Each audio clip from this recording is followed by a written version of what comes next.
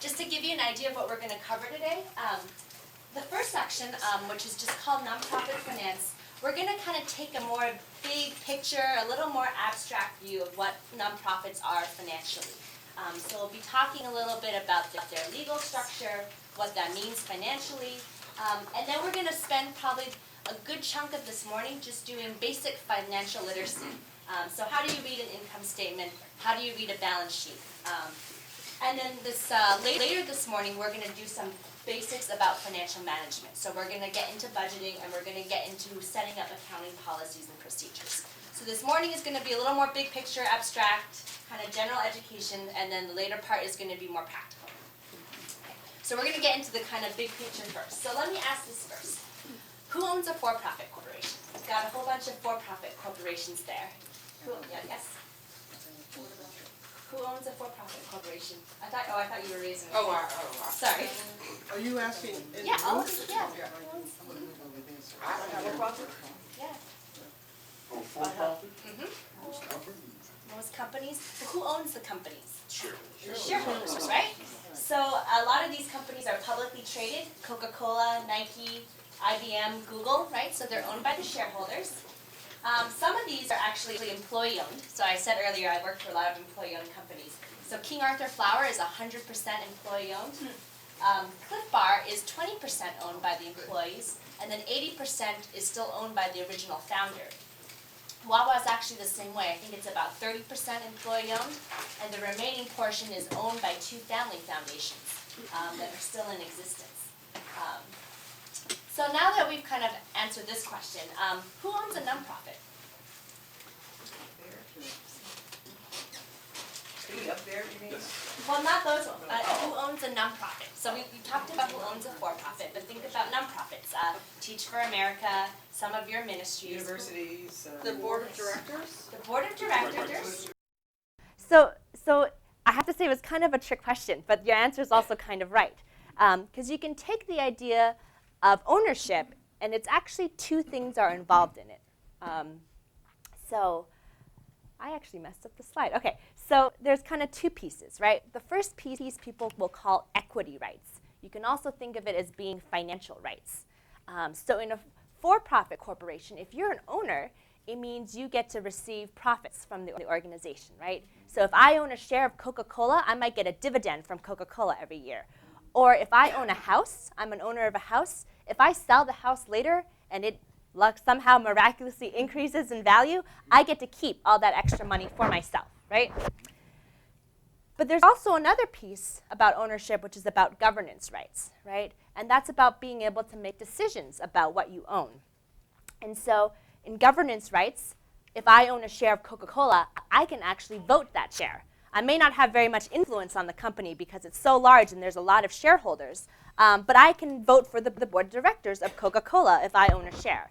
And if I own a house, I get to decide what to do with it, right? I can decide to paint the walls, I can renovate the kitchen, I can do what I want with the house. So as I think many of you said, you can kind of think of the board of directors owning a nonprofit in that they have governance rights, right? They get to control what happens with the nonprofit. But the important thing is that they don't have the equity rights. They don't have financial rights. So the board of directors doesn't get to keep the profits that the nonprofit generates, right? And the board of directors can't sell the nonprofit to someone else and then keep all the proceeds from it. So this is just a kind of a, I'm not going to read through this, but this Don Kramer is a very famous nonprofit lawyer, and he describes what a nonprofit is. He says, nonprofit is a concept of state law, which means that an organization may not pay dividends or otherwise pass any surplus revenue or profits from the organization onto shareholders, members, or other individuals. So any surplus generated by the organization must stay within the organization and be used for its stated purposes. So that's all in legalese. In plain English, it basically means that nonprofits can have profits, right? So you have your revenue, and then you pay out all your expenses, and you can have a profit left after that. So nonprofits can have profits, but those profits have to be kept within the organization. They can't be paid out to the owners or to shareholders or to anyone else. So there's are there any questions? Yes, go ahead. I understand about the governance rights, I Yes. understand that. But if I start a nonprofit organization, and if I'm the president of the nonprofit, does that mean that I don't own the nonprofit, the organization? I'm not the owner of the organization?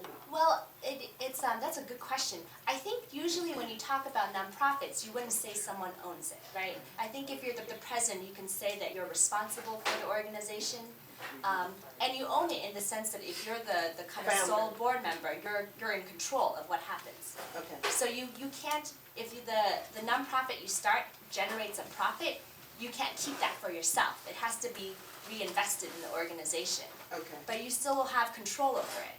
So Okay. what we're saying is that ownership is kind of two things, right? It's the financial piece Right. and it's the control piece. But Okay. with nonprofits, you only have the control piece. okay, Yeah, does Okay. that make sense? yes, yes it I'd does. say one distinction, a nonprofit is a public charity, so you gotta keep that word public in view. That people can see the activities of a nonprofit, if you're a 501c3, they can actually see, you know, who makes, what your salaries are even, and it's a public charity. Yeah, yeah. And actually, I note this next slide actually distinguishes between two types of nonprofits. The legal term nonprofit actually is a very broad umbrella. So it includes labor unions, advocacy groups, political parties, trade associations, so groups that you wouldn't necessarily normally think of as being nonprofits. So the New York Stock Exchange actually up until 2006 was a nonprofit. Or you can think about a lot of country clubs are nonprofits, as well as you think about the American Dental Association. That's a trade association. It's also a nonprofit. So there's a big umbrella of organizations that have the characteristic of they can't pay profits to owners. So if you were a profit and then you want to switch over to profit, yes, like the New York yeah. Stock Exchange, so is that feasible? I mean, is that, yeah. You can, and actually a lot of insurance companies over in the 90s have converted. And what usually happens is there's a kind of a spin-off foundation that has to happen, because you can't just take the nonprofit's wealth and transfer it to individuals. It has to stay in the public domain, as Sam was saying. So it becomes a lot of times a hospital that becomes a for-profit. A foundation that gets spun off as a result of it. Yeah. But what I'm saying is that within this bigger umbrella, there's a group of nonprofits that are 501c3 organizations. And when we say nonprofit, that's usually what we mean. It's the 501c3 tax-deductible organizations. So that means when donors give checks to these organizations, they can claim it on their own income taxes. This includes churches, hospitals, universities, social service agencies, arts and culture organizations. So I think the thing that I wanted to highlight is that when we try and define what a nonprofit is, it's not about whether it's mission-driven or not, right? Because some of these nonprofits are not, you know, they're not bad organizations per se, but they're not, you don't think of them as necessarily for the community or mission-driven. What defines it is actually this not having financial rights, not being able to pay out profits to anyone else. So that has a couple of, so I just want to highlight a couple more similarities and differences between nonprofits and for-profits. So nonprofits can receive and spend money. So a nonprofit daycare center can take tuition from parents, and they can pay the daycare workers salaries. Nonprofits can buy, sell, and hold assets. So a church can own a building. I think the camp you were saying owns 93 acres out in Bucks County, is it right? And then nonprofits and for-profits can compensate people for their services. And both nonprofits and for-profits can actually generate a profit. The difference is that for nonprofits, they have to be kept within the organization. The profits still support the mission. They don't make other people rich. And then there's another piece to that. That nonprofits also have something called an excess benefit prohibition, which is a fancy term basically saying that when a nonprofit pays someone else for their services or for their time, it has to be a fair price, right? So I I can't somehow start a nonprofit and then decide that I'm going to be the only employee and then decide that I'm going to get paid $1 million every year for doing the bookkeeping. It has to be reasonable rate. So there's a couple implications from this. First of all, it means that nonprofits are financial entities, right? They do mission work, but they're also financial entities, which means that they need to have a viable business model. So by business model, that's just a fancy term for saying how an organization runs its programs financially. So let me give it an example. So a typical church will have a usually fairly basic business model, right? It has a revenue, so it collects donations from the congregation, usually people's tithes or additional giving.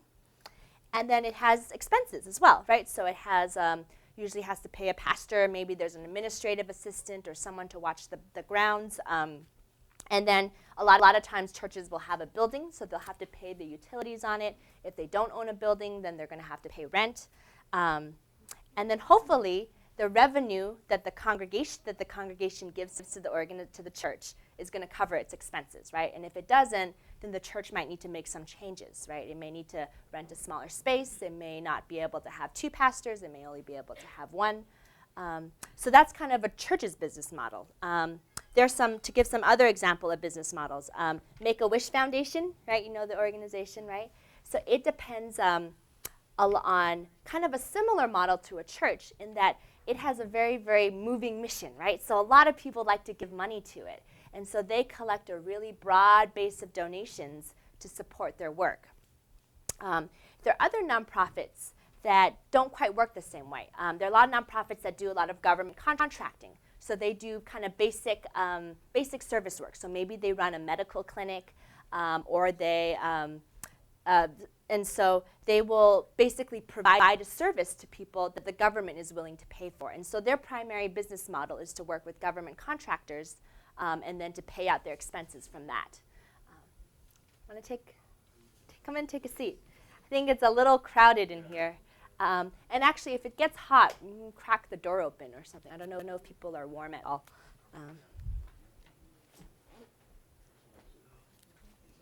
Okay. So nonprofits need to have business models, and they also need to have a viable business model, which means the business model has to work. So revenue has to cover costs, right? It may seem really obvious, but I think a lot of times when we're running nonprofits, we're so, we really want to provide service, we really want to do more. So a lot of times we forget that, at the end of the day, the finances have to work. And unfortunately, some of the times, the people are not careful about that. They end up having to close their nonprofits. So I recently read about, I think there are a whole bunch of Catholic private schools around the city that are closing. And most likely it's because the business models aren't working, right? So you think about running a school, you have the fixed costs of running the building, right? And then you have to pay all the teachers. But if you can't get enough students paying tuition to come, then your business model doesn't work. And then I think the other point is that nonprofits also need profits, and those profits can become savings, right? So if you think about when you guys talk to like a personal financial advisor, what do they always tell you to do? Save money, right? You're supposed to have an emergency fund. You're supposed to have save for education, save for a car. So it's the exact same thing for a nonprofit, right? You need to have some sort of savings in place. Otherwise, you're just going to be living paycheck to paycheck, right? You're always going to be in panic mode and always waiting for the next check to come in. Is there any limit on endowments for the nonprofits?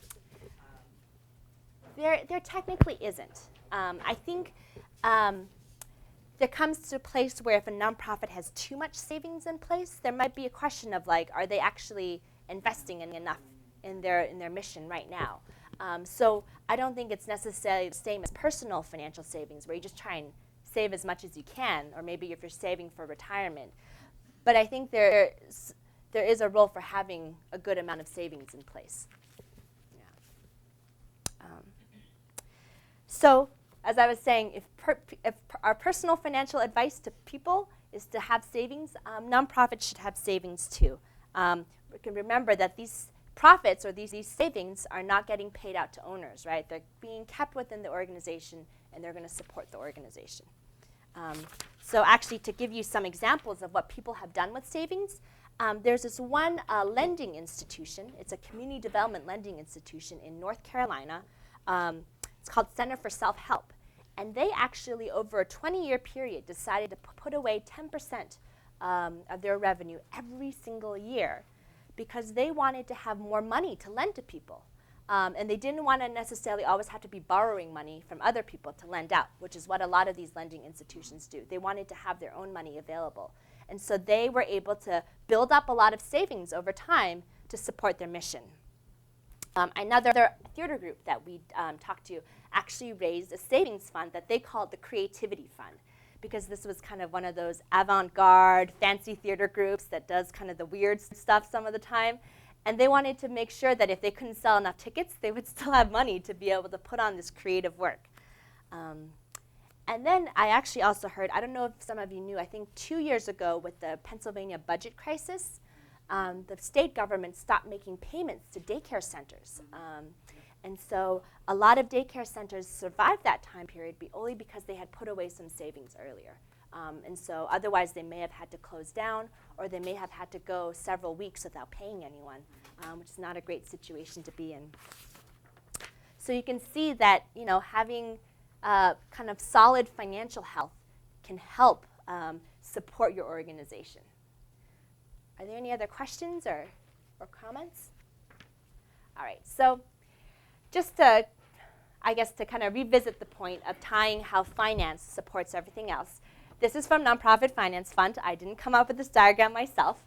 But Nonprofit Finance Fund, which does a lot of great articles about financial management and financial health, thinks about an organization, they call it an enterprise, as having three components. There's the mission, so that's really the heart of what you do.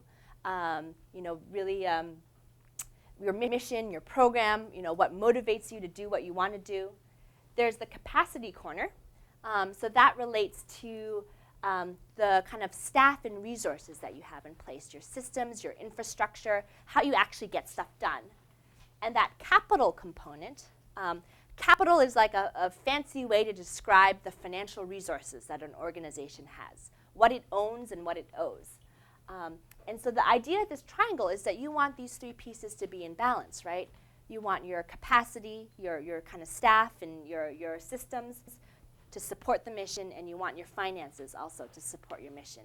And when one of those pieces kind of falls out of balance, the other two pieces are going to be affected.